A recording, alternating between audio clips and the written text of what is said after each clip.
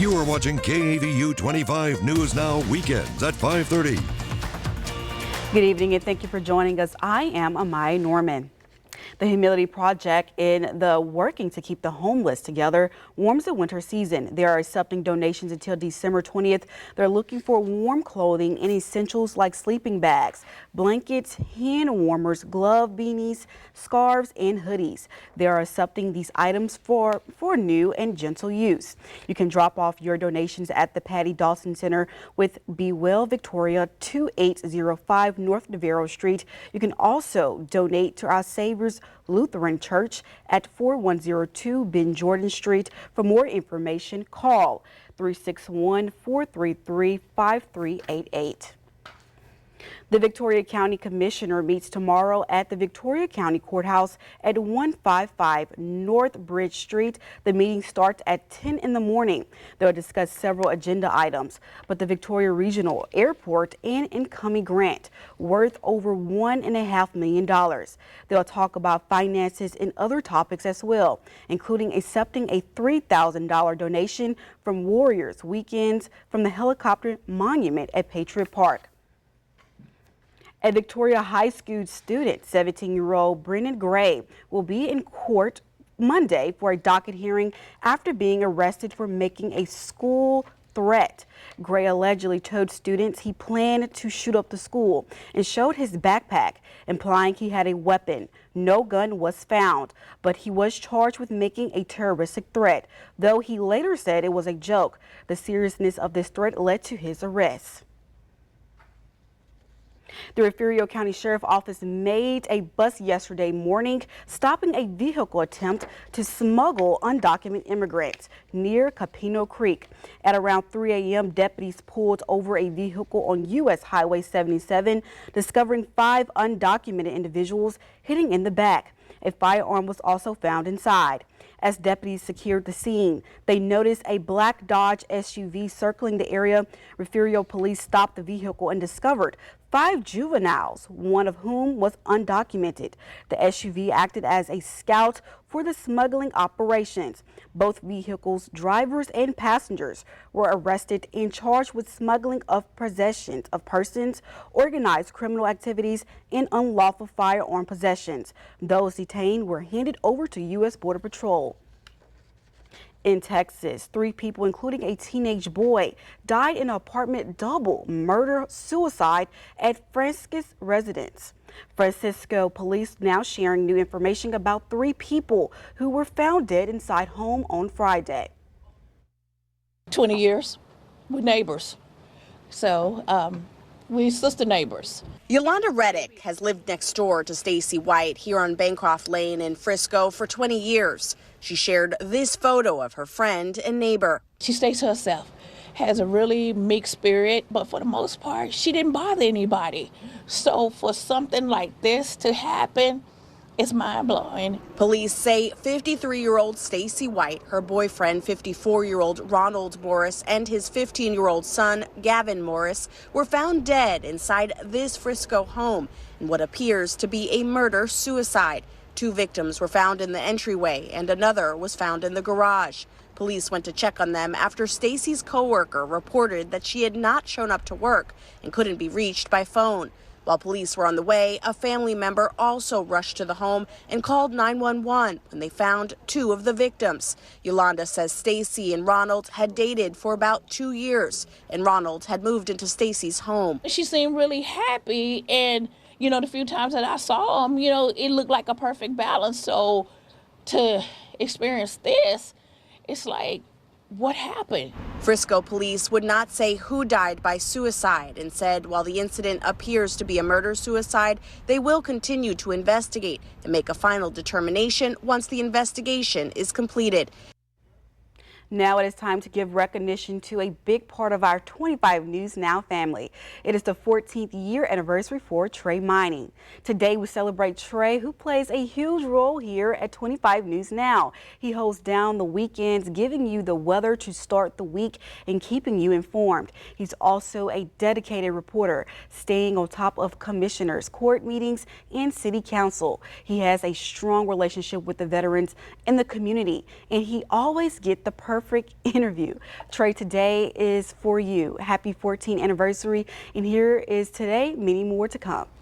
Well, thank you so much. I'm very honored to be And here. now it's time to check in with weather with Trey Mining. First now here we storm. go. Thank y'all for the kind words. The honor is to be here. It's a dream come true. I couldn't work with a better crew, and it's fabulous. I'm just very appreciative of all the support I've got from all the people in the community. I hope it continues. I'm sure it will. We love you guys so much. All right, on the outside, cloudy skies. A little bit of rain still falling, beginning to move on out now. 55 degrees on the cool side. Southerly winds near 6, and the humidity quite high, of course. And big cold air coming our way. Could be getting near freezing sometime this week. It's going to be getting close to that. What day would that be? Find out a little bit later on in the full forecast. Amaya? Thank you, Trey. Authorities have arrested 7 people in connection with a social media drug ring at Rutgers University. Middlesex County Prosecutor Yolanda Cicchino announced Thursday that the undercover operation, dubbed it Operations Roof Farm, uncovered a private network where students bought and sold drugs. The operation seized marijuana, LSD, cocaine, mushrooms, and more. An alumnus is accused of creating the network, while one suspect faces charges, including leading a drug trafficking operation. 6 others are charged with drug possessions and distribution. A holiday parade in Southern California took a frightening turn when an officer crashed his motorcycle into the crowd. This happened last night in Palm Springs. Details on what led up to the crash were not immediately available, but video shows the terrifying moment. The officer appears to accelerate towards parade attendees. 10 people, including the officer and a 2-year-old, were injured. They have all suffered non-life-threatening injuries. California Highway Patrol is investigating. The Food and Drug Administration is set to review a petition that could lead to a ban on the food dye Red 3, following concerns about its safety. The petition, which calls for a reevaluation of the dye's approval, was discussed this week during a Senate meeting. Red 3, derived from petroleum, is found in various foods and drinks, including snacks and candy. Despite being approved in 1969, the FDA has received increasing pressures to reconsider the safety, with critics warning that it has remained hidden in holiday treats. A decision is expected in the coming weeks. The FDA is reviewing a petition to ban Red 3, a food dye found in many snacks and candies and beverages. But we want to know, what is your opinion? Is this a safety reason? Some says no, it is safe and should stay. And some say they're not concerned, and so far leading, it's 83%. Yes, it should be banned for safety reasons. We want to hear from you. Come to our website at crossroadstoday.com/vote to participate in our viewer poll, and we will have the latest result here at 10. In a stunning turn of events, State Republican Dustin Bureau of Lubbock claimed Saturday evening that he had the necessary votes to become the next Speaker of the Texas House. To read this full Texas Tribune article, visit our website at crossroadstoday.com.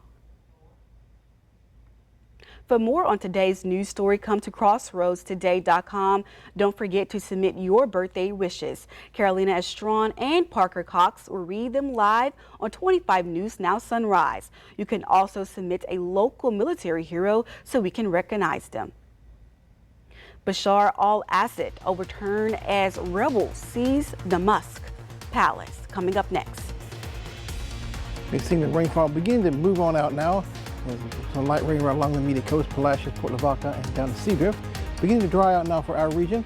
What about sunshine for tomorrow? Is that a possibility? What about temperatures getting near freezing? We've got that too coming up in your forecast.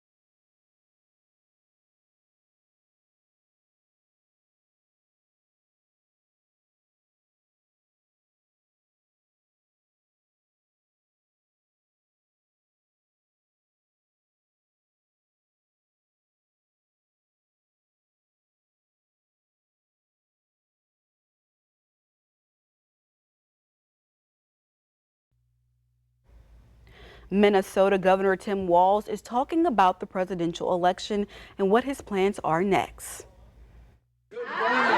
After a whirlwind few months on the campaign trail, it's back to business as usual for Governor Tim Walz. How has that been going for you?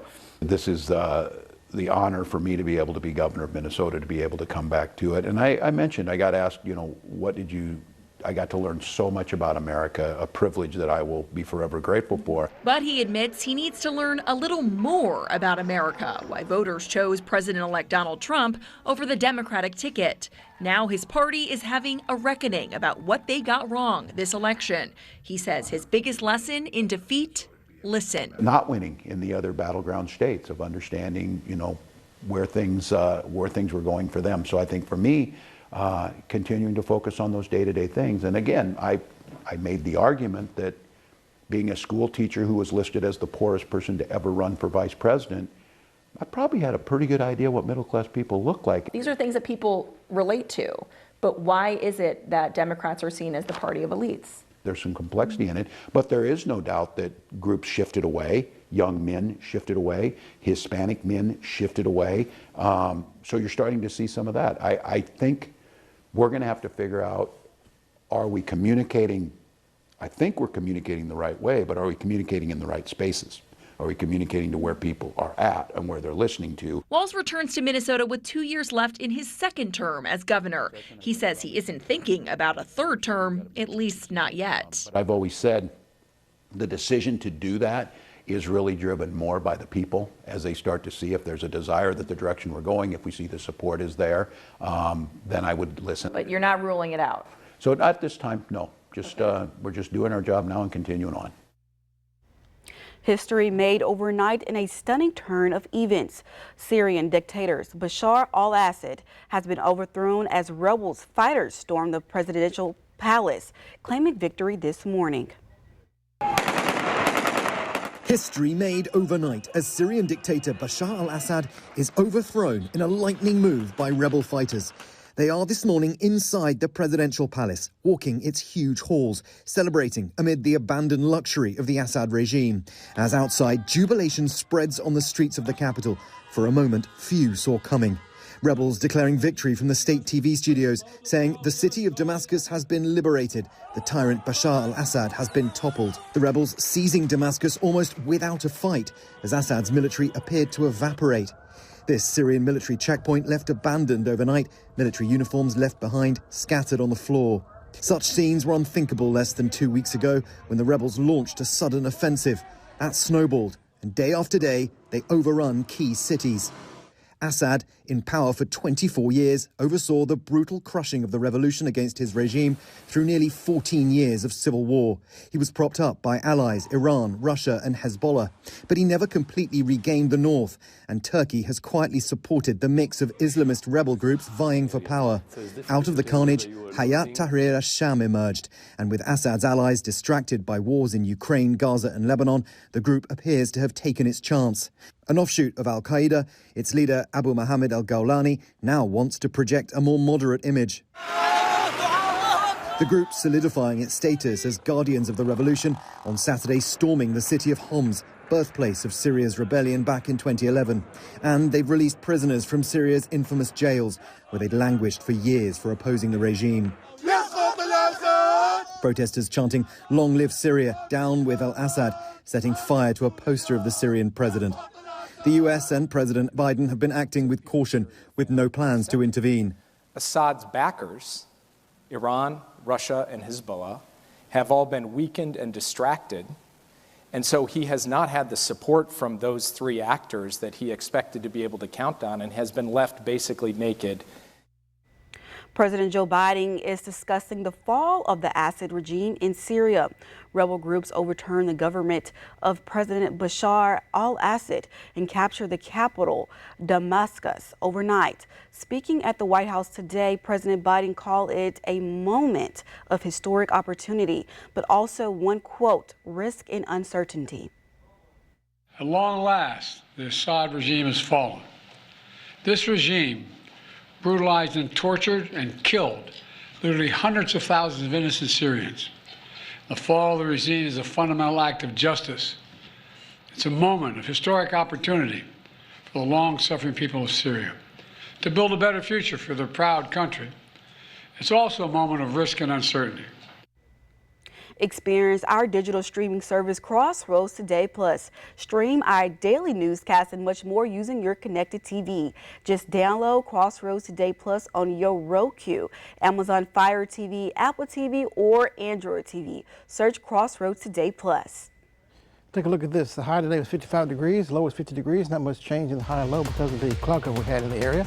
Most importantly, I know, 3,500 of an inch of rain today in Victoria. Yay about that. More rain on the way. What about colder temperatures? We'll take a look coming up in your forecast.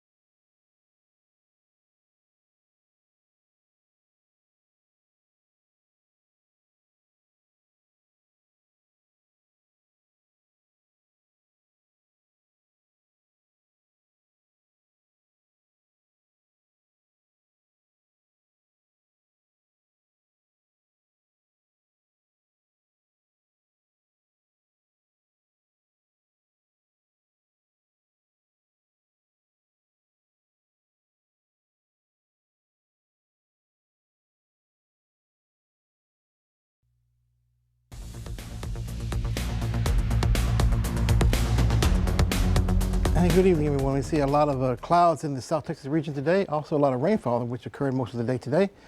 Why is this happening? Upper level low to our north, pumping in a lot of tropical moisture from the Pacific over Mexico into South Texas. That's continuing to give us a cloud cover, but things will be changing in the next 24 hours or so, definitely. See more sunshine than colder temperatures headed our way. We'll get to that here momentarily. Feel like temperatures in the 50s currently, pretty much staying that way for the rest of the night until your 9 p.m. hour. Here's the weather map here. We got low pressure there in the Panhandle, pumping in that moisture from the Pacific all the way over South Texas, giving us the rainfall we've been experiencing. But as it moves to the east and high pressure builds in, pushing all the rain to the east, slowly but surely coming up for your overnight tonight into your day tomorrow. The rain's pretty much out of the picture for the time being. And sunny skies for your day tomorrow as well, after about 12 noon or so at best. Looking upstream though, this is the next front, which is a pretty strong front for this time of year, of course. And giving us temperatures by the time we move through on your early morning hours on Tuesday, dropping into 60s for highs, 30s for lows, getting near freezing, more than likely, coming up by about Tuesday night into early morning Wednesday morning, more than likely above freezing north of Victoria, so keep that in mind. Time they bring in those tender plants at that time, make sure that the plants stay safe, of course, and the pests as well, stay safe as well. High pressure build in, giving us sunny skies throughout the majority of the week. Then they move to the east. Then we have cloudy skies coming in toward the weekend or so. Look at the future tracker. See the rain continue to move on out, as we see right here on the future tracker chart here. There are a few sprinkles till about 5 a.m. on Monday. And then you notice the clearing line coming in from about Gonzales in the morning time, about 8 or 9 o'clock, and moving offshore with the cloud cover pushed by high pressure, giving us high pressure region here and giving us nice and sunny conditions for your day tomorrow as well during the afternoon time. So about time we enjoyed that. Victoria, 9 a.m., 62 degrees. Clouds still lingering in the early morning hours. Noontime, the sunny skies will be breaking out. High temperatures well in the 70s, maybe topping 80 degrees before the front arrives tomorrow, with lows in the 60s or so. And for Cuero, cloudy skies in the morning time, sunny skies throughout the majority of the afternoon, with highs in the 70s, maybe near 80 degrees. And down on the coast near Port Lavaca, sunny skies throughout the day. And after the clouds move out by about 9, 10 a.m., sunny skies throughout the majority of the afternoon, though, with highs in the 70s to near 80 degrees. Take a look at these roller coaster temperatures. We go from clear skies tomorrow, highs near 80 degrees, 61 degrees on your Tuesday. Front moves through early in the day on your Tuesday. And getting near freezing, I predict about 34 degrees or so in Victoria. North of Victoria, more than likely under freezing from about the Thomasville area toward Mission Valley and Hallettsville and points to the north. So be careful about that as you bring your plants in. The sunny skies through Wednesday and Thursday. Cloudy skies coming up back for the weekend with highs in the 70s by then. So low temperatures, dipping on the cool side, 30s and 40s and near 50 degrees. with highs in 60s and 70s through the majority of the time period. Take a look at this right here. This is the QR code. Get your smartphone, scan the code you see right there. They'll take you to a webpage. You can download our app, news, weather, and sports at your fingertips. Very easy, convenient, and it's free of charge to be connected with us. I see Ray Robinson over there with some sports. Thank you, Trey. Coming up, Edna's next opponent is revealed for the semifinals. See who they're facing along with in the college football playoffs and more in sports.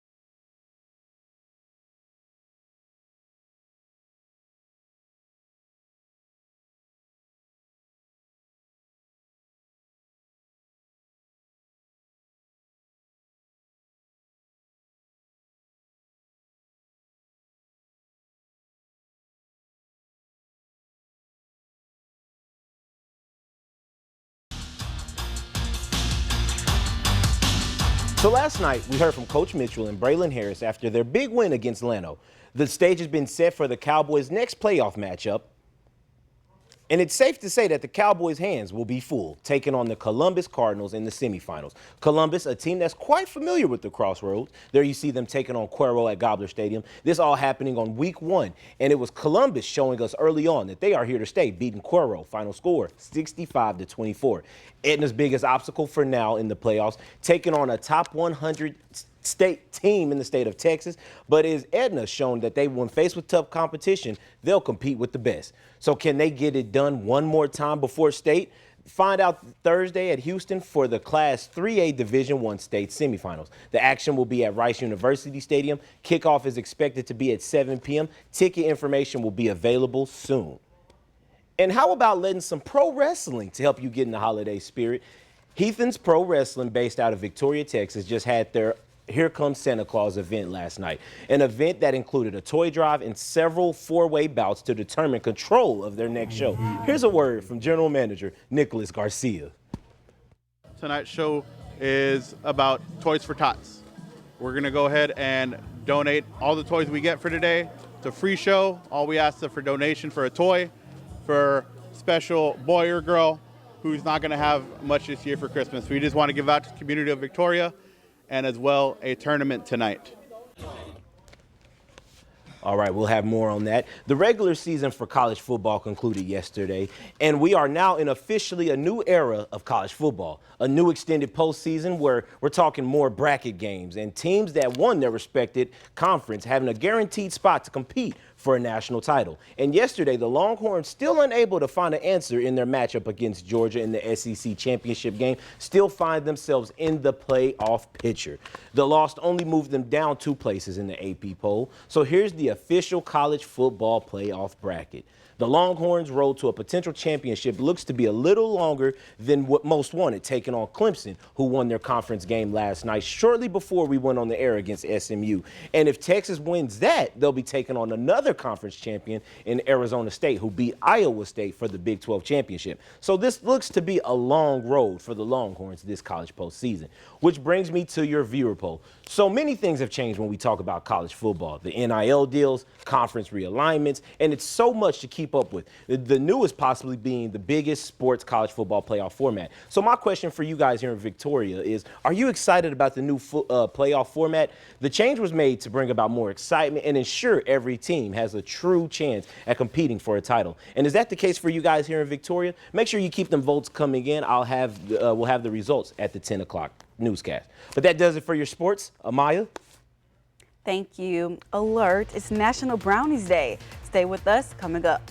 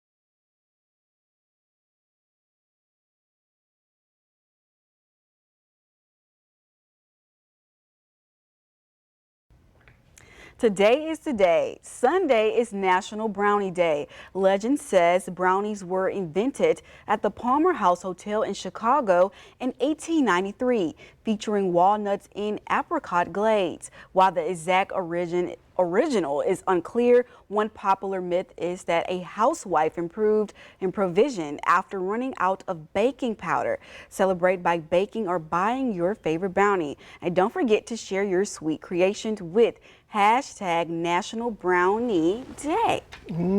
I just like them plain. I don't like them with nuts. I don't like them with chocolate chips and stuff, you know. So one thing you can do, get a brownie, heat it in the microwave for about 15-20 seconds. Put a scoop of ice cream on top of that. Oh, that's I will do that. Yeah, I That love is me good a good stuff. ice cream brownie. You know, every time I try to make brownies, it never come out right. I must be doing something wrong. Keep I trying, love keep brownies. trying. I'm gonna keep trying, but I love me some brownies. So how is the weather looking since we're talking about good hot chocolate brownies? It's exactly for that. A good hot chocolate brownie would be perfect for this evening with the cloudy skies, a little bit of rain we're having. Moving on out by your Monday, I notice the temperature is dropping. We're getting near freezing, potentially, more than likely, coming up by about Wednesday morning or so. So protect your pets and the plants. Rain back again by the end of the week.